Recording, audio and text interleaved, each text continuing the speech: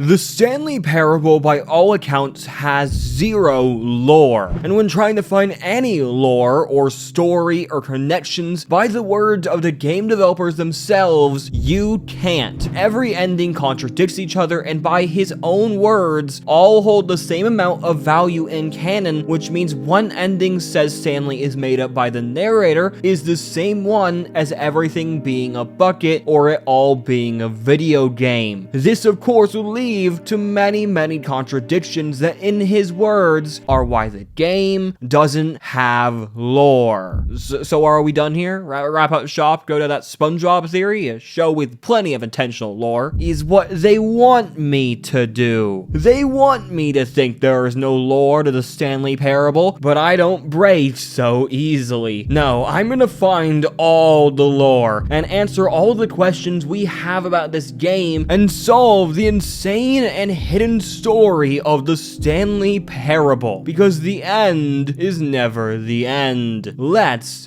begin. See, while the game may not want you to believe there is any lore, there is in fact official lore, even confirmed by the creator, being that the settings person and employee 432 are the same person. First, there are all these random papers and documents about 432, plus an entire secret hallway dedicated to him in the Confusion ending. There's also, of course, the lore drop from David Rendon, the game's creator and writer, on Doug's livestream, his brother, where he straight up talked about employee 432's backstory and basically said they are the settings person. But what does that mean? Who is the settings person? And how are these two the same character? Well, here's the story. There is this guy we'll call employee 432 who was put through this bizarre torment experiment by the company to see how long one could last without the things they need to do their job. 432's whole desk is basically a joke with nothing but a pencil sharpener, no computer, or even pencils to sharpen. And well, according to Rendon, that made 432 eventually snap, ascending beyond human, and that's how he became the settings person. Now, the settings person himself is a guy who talks to you when you open the game and in the epilogue, basically setting the real settings of the game and also doing these weird things where you slide different images for him and put in the time. He is very mysterious and keeps saying he has to keep the wheel turning. Then there's the mind control documents. The company has this whole system where the employees are tethered to the mind control network, but it specifically says 432 was a test case, meaning the normal mind control rules didn't apply to him. Unlike the others, 432 had more emotional freedom. The narrator in the mind control room literally mentions how they control emotions, and he could actually try to escape. Other employees apparently hated him for this for some reason. There's even a document written by another worker basically ranting about how 432 was always asking, why are we here and how to get out. This hints at him already being aware of the very least the mind control, but also that they're in a video game and the weird meta narrative that applies to that. But the biggest connection, they both say the same line, I must keep the wheel turning. A document says 432 repeated it throughout the office as he began to finally snap, and then the settings person says the exact same thing to us after we played the game enough times. This definitely makes these two the same character, creating the first piece of official lore, or even I say story, that the Stanley Parable has, even though the game has no lore or story. Now, where we get to the meat of this video isn't with the settings person, but instead with a piece of content only found in the sequel game, the reassurance bucket. The reassurance bucket, or just the bucket, is one of the strangest features in a video game I've ever seen. Basically, the entire idea is this bucket you can grab in the beginning of the game, and basically every ending in the game is different with the bucket, who is like this evil chaotic voice in your head telling you to do things. No,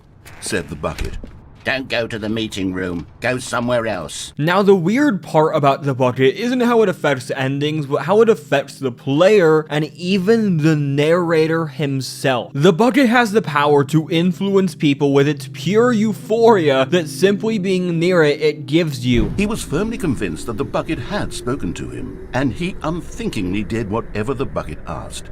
It's not just Stanley, though, who feels this way. Even the narrator, who by all accounts should be above the bucket, can't help but be influenced by its euphoria. The pure bliss he gains as Stanley himself is consumed in some endings with madness for the bucket makes him crazed with jealousy, trying to steal the bucket away from Stanley. And even more interestingly, in that ending, the bucket itself, not the narrator or even the settings guy, cuts the screen to black and tells Stanley to get back to work, restarting the game. How does the bucket have power over the narrator and the game itself? The bucket also has influence over people who you would call even higher than the narrator, such as the curator, the female British voice who saves Stanley from the Crusher, but then rants on how buckets are the future and have been ancient powers that humans have tried to control and need to stop, and how Stanley needs to let the bucket free. It's all very weird, from how the bucket apparently has ancient lore, or at least the bucket has tricked the curator into believing such, or that the higher beings of this world other than the settings person seem to very easily be warped by the bucket, and even more interesting, the bucket's own explanation for how this all is possible. Stay with me, it's about to get weird. The bucket in the ending where you break out the window of the office reveals he's actually an ancient being who has caused many wars and cheated death, killing hundreds of innocent humans. Which for one, makes it seem like he is not human, but also something even more interesting is what we learn after. He reveals the evil wizard Gambborada turned him into a bucket as punishment. I told you there was gonna be lore. They tried to hide it. They said there wasn't any, but I found it. This is it, because we actually know a little about Gambborada as he's been mentioned in other endings. Let me explain. Gambborada is, according to the bucket, an evil wizard who tried to defeat him, turning him into a bucket. But it also seems that is more of the viewpoint of a murderous warlord, and in reality, he's a pretty cool guy. The first appearance of him is with the tape guy. The tape guy is a guy who recorded 252 tapes, studying the bucket slowly, becoming obsessed over it, as all do, claiming he can monetize it. It's unthinkable the amounts of money people will pay for even just an hour with the bucket. This is my golden ticket. And well, in that single moment, after studying for 252 tapes, right when he says he'll monetize it, is when a horde of dark whispering chants burst into the room. We can also tell by how the room looks like in the game when we walk into it, that these dark figures ravage through the room looking for something, tapes scattered on the floor. Then the final words of both the people chanting and the guy is Gambborada before we cut to otherworldly sounds. Even now, I don't know who might be trying to get... What's that? Who's there?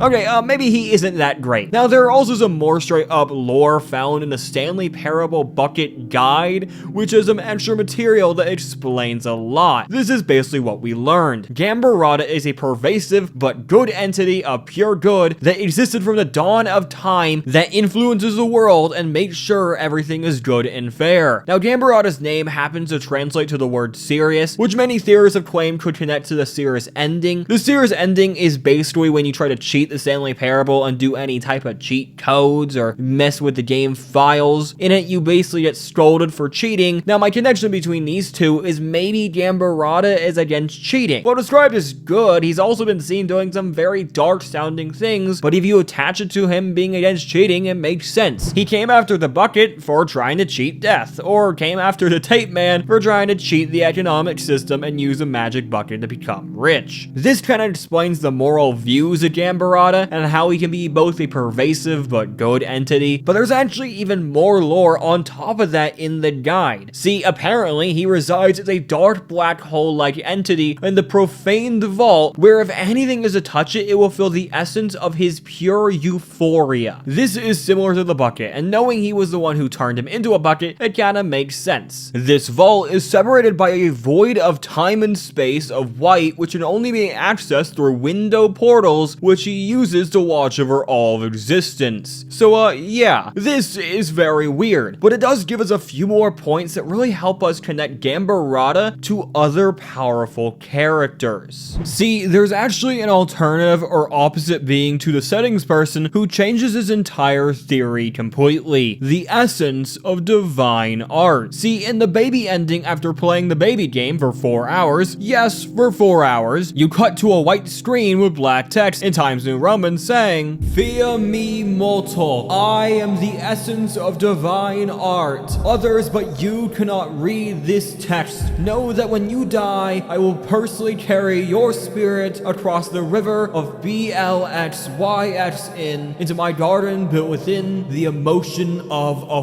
flower. There we will live together, we will dance and eat and sin, and you will do improv comedy based on suggestions from me for all of eternity. This is your reward for your work here today. Go on, live your normal human existence, and await for me in your life that follows this one. I love you." Well, that was deep. This text is, well, weird. It details a godlike being basically claiming us, Stanley's soul, after we die, and committing us to an eternity of what I would say suffering, doing improv comedy based on his suggestion. This, along with a few other points, actually makes me think this divine god isn't that great in the first place. First things first is the first thing it says is, "Fear me, mortal." That is pretty menacing, not very friendly. Then it does the whole committing you to an eternal entertainment thing, saying it will carry you over the river of Blitzo-Wixen. That's how I'm going to pronounce it. Which people have actually figured out may in fact be a code for something. Going to the official Stanley Parable forums, you'll find many people trying to solve this ancient code, and from all accounts, this code means love. Okay, so this godlike being has not only committed us to an eternity of bad comedy, immediately told us to fear him, but also is going to likely stop us from going to what the real afterlife is, this river of love, and send to his place where we'll eat, dance, and sin. Yeah, this guy is evil. Or at least some sort of trickster devilish god for sure, mainly for the other thing he does. Gaslighting. This dude throughout the text keeps repeating things like, "We will, your great work, you've transcended," and even says, "I love you" at the end, which feels like he's almost trying to guilt trip you or convince you that what he's saying is good. He may even be trying to kick in the stockholder syndrome early. You know, we spent 4 hours waiting for it. Now, the essence of divine art has connections about the settings person and Gambborada, surprisingly. See, the settings person connects because they both only use text to communicate to Stanley. The settings person communicating on a black background and white text, while the essence of divine art communicates through black text on a white background. The black versus white theming actually pops up throughout Stanley Parable a lot. The same concept applying to Gambborada and the essence of divine art. I even theorize we can deter who is siding with one another, or good versus evil, by their color scheme. I would assume the curator, the British lady who seems to be the narrator above our narrator in this ending, is on the side of divine art, as her whole character is super artsy and gives off the same vibe he does, along with having a white theme. We also can assume the settings person and Gambborada are also on the same side. But that's actually not all the essence of divine art connects to, as he not only connects to the other higher beings in this world, but another euphoric foe pretending to be friend, named the reassurance bucket. We know the essence of divine art is some sort of trickster god, and while saying he is good, very much seems to be bad. We also know he is the opposite of the settings guy, who is good and on our side. We also know that you can't see or talk to the divine art god in the second game because you can't access the baby ending at all with a bucket. If you apply this fact to a timeline, it means we visit him and he officially declares he will claim us after death before we get the bucket. But there's also an event we know happens between those. Stanley died in canon. Let me explain. See, there is a technical canon ending to this game where the credits actually roll, and the game that keeps going, the end is never the end, actually says the end. It's where we can assume Stanley dies, where the game falls apart, and we are ripped from our bodies watching Stanley stand still as the narrator yells out for him. What if this is the essence of divine art ripping us from our bodies when we die and doing exactly what he said he would?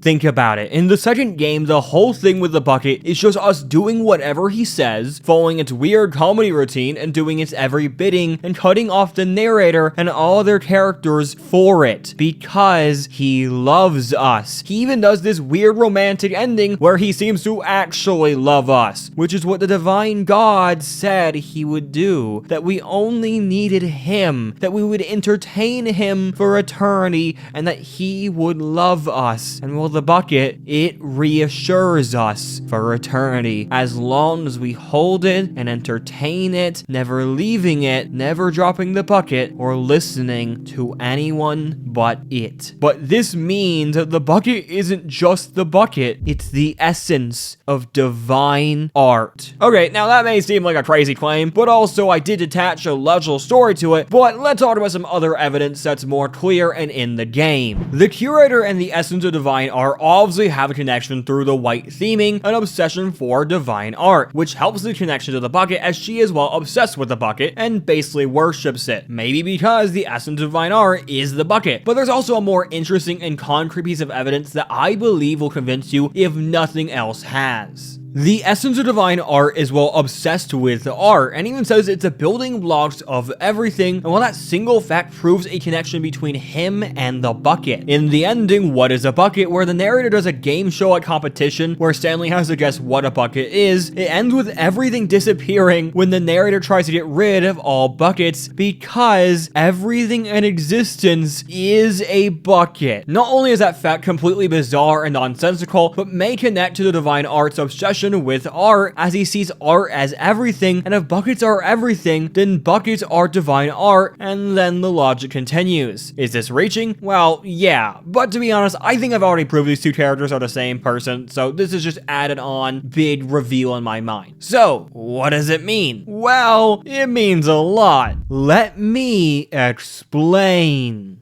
My single question after all this theorizing on who's who and alignments and good versus evil is what happens next? What was the story after the essence of divine art getting turned into the bucket? Well, I think it all starts with Stanley, the office, and the actual plans of each powerful figure in this story. What is the office and what's outside the office? Well, simple, white void. At least that's what's outside it. You can see it through the windows, you know, white void with windows into a space. That seems similar. Very similar. Almost like how Gambborada is surrounded by a white void, and his only way to see into reality is through portal windows. That is interesting. It has to mean something, but I don't know exactly what. Okay, let's think of this option. The office is a prison for the bucket. Gambborada not only turned the essence of divine art into a bucket, but also trapped him away in this weird office. That's why he's not allowed to leave. That's why the office looks so weird and has a weird doors you can't go in, because the office is all like fake and just a trap. It's why the windows lead into nothing, and there's a weird mind control plot that feels more like it's trying to explain away everything than actually solve it. It also solves this guy, the watching guy. This is a weird guy who is seen in the background watching Stanley in the bucket in specific endings, such as when he finds the tapes or the tape guy, or a few other endings. Now, I and others have theorized this is the tape guy under control of Gambborada, keeping an eye on the bucket. Now, there's more proof the white void is the one trapping or simply surrounding Gambborada's profane vault, and the literal music that plays after the bucket. The name of the song that plays when you leave in the white void is called Gambborada, the treasurer of the profaned vault. They are literally hiding lore in the music. There's even weird choir lyrics to this I can't fully make out, but it sounds like they're saying something like, "You awoke the great something from their sleep," but I can't really tell. The song name alone alone is important enough. More on the choir, though, it's probably sung by his followers who help him, probably channeling his power to do his deeds, like what we hear with the tape guy. But there's also an alternative theory where basically all this logic and theorizing still applies, but a few more things would make sense. This isn't a prison for the bucket, it's a shelter. Basically, the bucket in its last ounces of power created the office to protect itself from Gambborada, surrounding in a white void that somehow stops him from finally defeating him. That is why people like the narrator or the curator or even Stanley are on the bucket's side, even though they shouldn't be. They're a part of the office, his shelter. It also makes sense with the idea that this is the bucket's eternal paradise where we plan to have Stanley entertain him, assuming he is divine art. My theory here is that the office is the last defense the bucket has from Gambborada and even the settings person. That's right, the settings person. We already know Gambborada's plan is most likely finish off the bucket and has been trying to find his way into the office or to Stanley's or the watching guy, or my personal theory, the infinite hull, which may be some mini version of the profaned vault, giving the same mass euphoric effect or whatever this is. Either way, we know how Gambborada plans to finish off the bucket, but what about the settings guy? What does he plan to do to the bucket? Well, I know exactly what his plans are. Let me